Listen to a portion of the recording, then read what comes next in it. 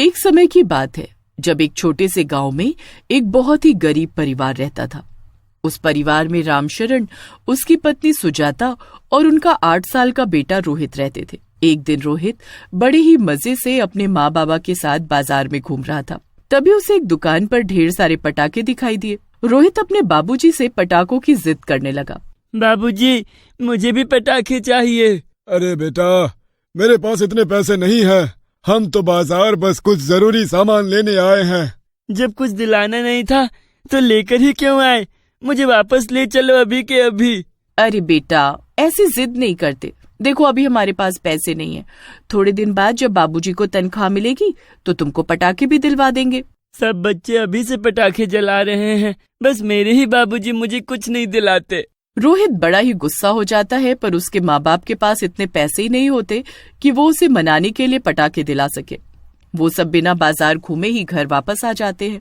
रोहित बहुत नाराज होता है। खिड़की पर खड़ा वो दूसरे बच्चों को बम पटाखे जलाते हुए देख रहा होता है। अरे देख मुन्नी, ये अनार कितना ऊपर तक जाता है। मुझे तो डर लगता है अनार से। मेरी तो ये रंग बिरंगी फुलझड़ी ही अच्छी है। चुन्नू और मुन्नी घर के बाहर अपने पटाखे जला रहे होते हैं और रोहित उनको देखकर मुस्कुरा रहा होता है। थोड़ी देर बाद जब चुन्नू रोहित को आवाज देता है तो रोहित उदास हो जाता है और चुन्नू से बोलता है, नहीं, मैं नहीं आ सकता। मेरे पास पटाखे ही नहीं हैं। ओह, ये तो बहुत बुरा हुआ। तुम्हारे बाबूजी तुम्हारे लिए अभी तक पटाखे नहीं लाए। देखो ना, अपना रोहित कितना उदास है। उदास तो इसलिए है क्योंकि उसे छोड़ सब बच्चे अभी से पटाखे जला रहे हैं। तुम ये भी समझो ना कि हमारे पास खाने को तो है नहीं, तो फिर पटाखे कहाँ से लाएं? अरे मैंने कहाँ कुछ कहा, मैं तो सब समझती हूँ, पर अभी रोहित छोटा है इसलिए कुछ समझता नहीं। चलो अब जाने दो, चलकर सोते हैं। रामशरण और सुजाता अंदर जाकर सो जाते हैं और रोहित भी गहरी नींद में सो चुका होता है। रात को गांव में एक भूत आता है। उसके पास एक बड़ा सा बैग होता है। वो भूत रोहित के घर का दरवाजा खटखटाने लगता है। खटखटाने की आवाज से रोहित की आंख खुल जाती है। अरे, ये इतनी रात को खटखटाने की आवाज कैसी? माँ बाबूजी तो अंदर सो रहे हैं। कोई नहीं, मैं ही देख लेता हूँ। रोहित आंखें मलता हुआ उठता है और दरवाजा खोलता है। रोहित की एकदम से नींद ही उड़ जाती है। उसके सामने एक भूत खड़ा हुआ होता है जिसके हाथ में एक डिब्बा होता है। भूत, भूत! डरो मत बच्चे, मैं तुमको कुछ नहीं करूँगा। मैं तो तुम्हारे लिए ये पार्सल लाया हूँ। ये क्या है? ये तुम्हारे लिए है। इसे दिवाली पर ही जलाना और किसी को इसके बारे में मत बताना। इतना कहकर वो भूतिया डिलीवरी बॉय वहाँ से चला जाता है। उसके बाद रोहित बड़ा खुश होकर अपने बिस्तर पर आकर बैठ जाता है और पार्सल को खोलने लगता है। जब वो उस डब्बे को खोलता है तो उसमें ढेर सारे पटाखे होते हैं। रोहित तो ये देखकर खुशी से पागल हो जाता है। अरे वाह, इतने सारे पटाखे! मेरे तो मजे ही आ गए। मैं अब इनको पलंग के नीचे जल्दी से छुपा देता हूँ और इनको कल जलाऊंगा और माँ बाबूजी को इनके बारे में कुछ नहीं बताऊंगा। रोहित इतना खुश होता है कि उसकी खुशी का कोई ठिकाना ही नहीं होता। जब अगले दिन वो उठा तो सबसे पहले उठकर उसने पटाखों को चेक किया कि वो अपनी जगह पर है कि नहीं। जब वो देख लेता है कि उसके पटाखे अभी भी वही हैं, तो उसे यकीन होता है कि कल रात जो हुआ वो सच था, कोई सपना नहीं था। उसे देखकर उसके माँ बाबूजी भी हैरान होते हैं। अरे रोहित, आज तो तुम बहुत खुश हो। हाँ माँ, आज मैं बहुत खुश हूँ। तो अपनी खुशी का राज हमको भी बताओ। वो कल रात मुझे बहुत अच्छा सपना आया था। मैं बस इसीलिए खुश हूँ। अजीब बात है, बस सपने से तुम इतना खुश हो।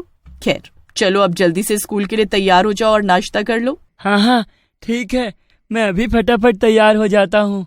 उसके बाद रोहित स्कूल चला जाता है और उसके जाने के बाद जब सुजाता घर में झाड़ू लगा रही होती है तो उसे पलंग के नीचे पटाखों का डब्बा मिलता है। अरे, ये डिब्बा कैसा? सुजाता उसे खोलकर देखती है तो उसमें ढेर सारे पटाखे होते हैं, जिनको देख वो एकदम हैरान ही रह जाती है और जल्दी से अपने पति को आवाज देकर बुलाती है। अजी सुनते हो? कहाँ हो? जल्दी इधर आओ। सुजाता की आवाज सुनकर रामशरण फटाफट वहाँ आता है। क्या हुआ? क्यों ऐसे चीख रही हो? ये देखो तो जरा, ये कहाँ से आए? पटाखे से भरे डब्बे को देख रामशरण भी हैरान रह जाता है। मैं तो कोई पटाखे लेकर नहीं आया और कल रात तक पटाखों के पीछे ही रोहित मुंह फुलाकर बैठा था, तो फिर ये सुबह तक पटाखों का डब्बा कहाँ से आ गया?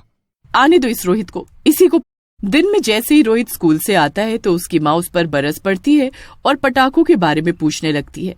तेरे पास पटाखे कहाँ से आ गए ये बता, हमने तो तुझे कल कोई पटाखे नहीं दिलाए थे, तो रातों रात कौन तुझे पटाखे दे गया। अब रोहित उसी भूतिया डिलीवरी बॉय के बारे में सोचने लगता है जो उसे पटाखे देकर गया था, पर उसको उस भूत की वो बात याद आ जाती है कि किसी को उसके बारे में नहीं बताना। सुजाता पटाखों का डब्बा घर के बाहर रखती है और उसमें आग लगाने लगती है कि तभी रोहित बोल पड़ता है। अच्छा माँ, मैं सब बताता हूँ, पर आप ये बात किसी को मत बताना। ठीक है, जल्दी बोल। कल आधी रात में पटाखे सप्लाई करने वाला भूतिया डिलीवरी बॉय आया था। आधी रात में वो दरवाजा पीट रहा था। आप और बाबूजी गहरी नींद में थे, इसलिए मैंने ही जाकर दरवाजा खोल दिए और सामने वो भूत ये डब्बा लेकर खड़ा था। उसने मुझसे कुछ भी नहीं कहा और बस ये डब्बा देकर चला गया।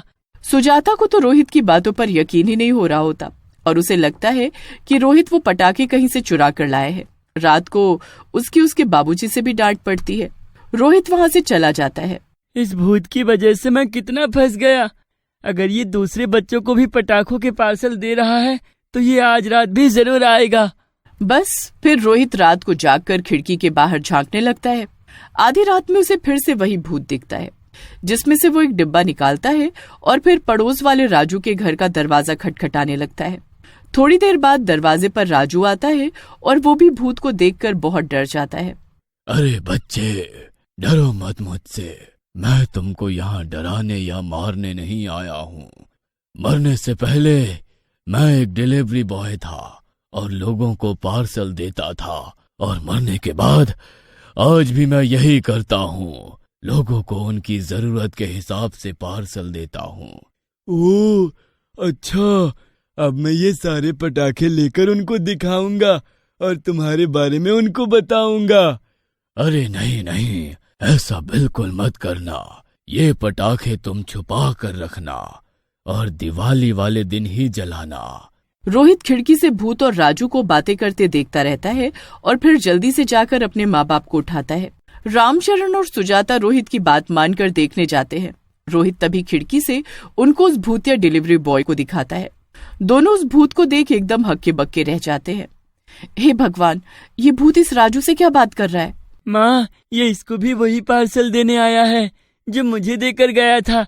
मैंने वो पटाखे सच में कहीं से नहीं चुराए, ये भूत ही मुझे देकर गया था। हमें तुम पर यकीन करना चाहिए था। सब लोग उस भूत को देखते रहते हैं। थोड़ी ही देर में वो भूत राजू को पार्सल देकर वहाँ से निकल जाता है। अब अगले दिन सुबह उठते ही रामशरण और सुजाता राजू के घर जाते हैं और उसके माँ बाबूजी को बुलाकर सारी बात बताते हैं। यह तुम क्या बोल रहे हो? भूत पटाखे, मुझे तो कुछ समझ में नहीं आ रहा। राजू, अपने माँ बाबूजी को उस भूत के बारे में सच सच बताओ जो रात को तुमको पटाखों का डब्बा देकर गया है। राजू ये सुनकर डर जाता है, पर काफी पूछने पर वो सब सच सच बता देता है। अब राजू और रोहित के माता पिता एक एक करके सबके घरों में जाकर बच्चों से उस भूत के बारे में पूछते हैं तो पता चलता है कि वो पटाखा सप्लाई करने वाला भूतिया डिलीवरी बॉय सभी के घरों में सभी बच्चों को पटाखों की सप्लाई करके गया है। पूरे गांव में उस भूत का हाहाकार मच जाता है। गांव के बीचों बीच सभी पटाखों के डिब्बों को रखा जाता है। उसके बाद उसी गांव के पंडित को भूत पकड़ने के लिए बुलाया जाता है। देखो बच्चों, मेरे बस का भूत पकड़ना नहीं है, पर ये बात साफ है कि इन डब्बों में बच्चों के लिए पटाखे नहीं बल्कि उनकी मौत है। वो भूत बच्चों को शिकार बना रहा है। क्या? आपको कैसे पता? हर डब्बे पर ये जो लाल निशान है वो खून का निशान है, और जहाँ ऐसा हो वहाँ बहुत ही गड़बड़ होती है। अब इसका एक ही हल है, इन पटाखों को बिना जलाए ही खत्म किया जाए। बस फिर गांव वाले उन पटाखों को एक बेकार कुएं में फेंकने लगते हैं। सारे पटाखे पानी में जाकर खराब हो जाते हैं। अब याद रहे कि आज से लेकर दिवाली तक अपने घर के बाहर एक दिया जरूर जलाना और उसमें काले तिल डालने हैं। इससे वो भूत आसपास भी नहीं भटकेगा। बस फिर ऐसा ही होता है। रात को जब वो भूत आता है तो सबके घर के आगे दिए देखकर दूर से ही भाग जाता है। ऐसे ही करते करते दिवाली आ जाती है और भूत अपने मकसद में नाकामयाब रहता है। और दिवाली वाले दिन गांव के पवित्र दियों की रोशनी और महापूजा से उसका अंत हो जाता है। उसके बाद पूरा गांव बड़े धूमधाम से दिवाली मनाता है और गांव का जमींदार इसी खुशी में सभी बच्चों को दिवाली वाले दिन पटाखे बांटता है, जिससे सब बच्चे भी खुश हो जाते हैं।